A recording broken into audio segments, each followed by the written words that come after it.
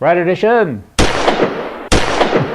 There's such a problem. Hey, ask Okami. He says, NRA and all you other dumb gun people, how dare you even think, because I know better. You know what? The NRA should send him an invoice for management fees, because after Newtown, the NRA, of course, and so many others too, said, put armed guards at the schools. Duh. You don't have to be much of a brain genius to know that, right? And Okami said, no. And now all of a sudden he's done it. He's allotted $45 million for the task. I mean, it's good. It's good that it's done. But what kind of a hypocrite acts like that? I know. That'd be a liberal one. The United Nations. I can hardly say it. UN. This trade treaty, the U.S. has signed it. Canada hasn't. Canada won't. Why?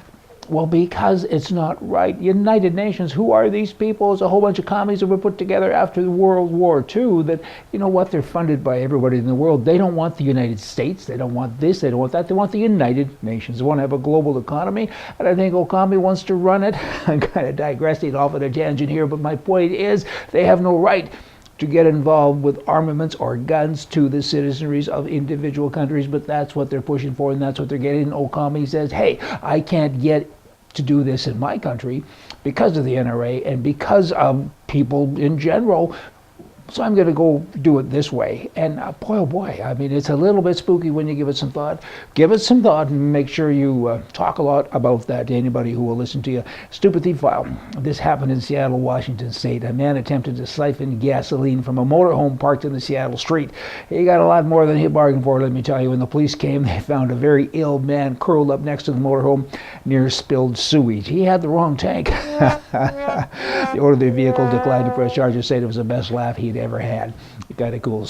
Today's Stupid Politician Award goes to Ontario, Canada's Premier Wynne. Her party lost could be as high as $1.5 billion of someone else's money. Of course, that'd be taxpayers. That's what liberals do. You know, they always lose other people's money. And a messed up government plant deal formerly destined for Oakville, Ontario. And she wins that stupid award because, you know what, she's in denial. She has more debt to the state of California, a third of the population of the state of California. And she says, but I'm a liberal and I'll just keep on spending other people's money. Duh. And nobody voted for her, none of the people at least. She's elected by, you know, the academic intellectual few, I guess, of her party. I don't know. It just makes you want to scream. Kind of like that. A glass of wine every day could be the secret to keeping a brighter mind in old age. Another study. People have a lot of studies, a lot of times of their time on their hands. I mean, if this is true, I'm the smartest guy you've ever met. Well, I used to drink with both hands. Why are Americans giving up their citizenship? It's happening. They're doing it because of taxes, world taxes. Canadians are doing the same thing, but Americans, it's more notable because of the numbers and the outcry that goes with it. They say, how dare you? I mean, it's a very emotional thing. Could you imagine giving up the citizenship of a country? It's your country.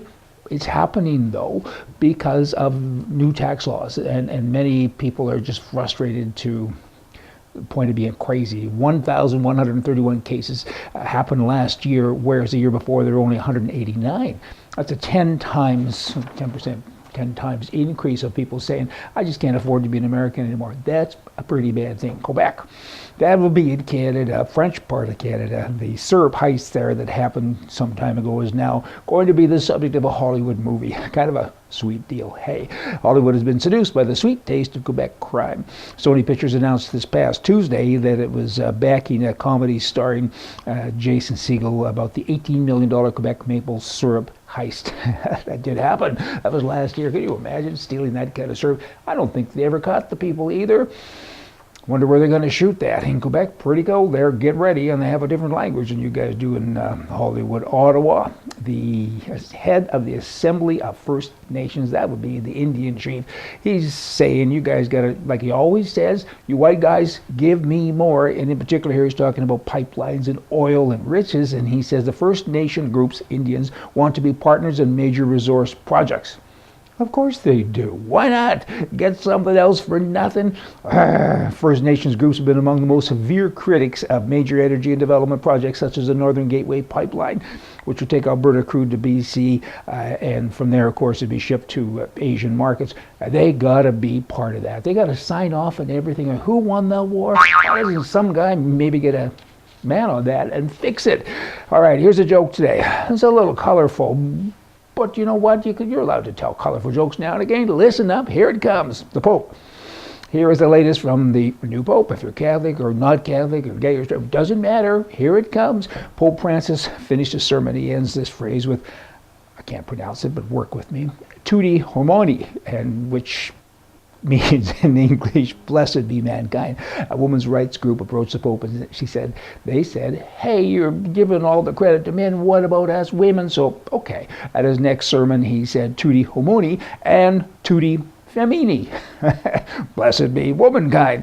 The day after that, a gay rights group approached the Pope and they said, hey, we notice that you've blessed mankind and you've blessed womankind. What about gay people?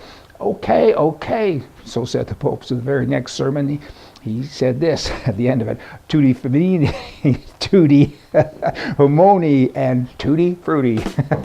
You all come back tomorrow and we're going to have more for you from the right. See ya.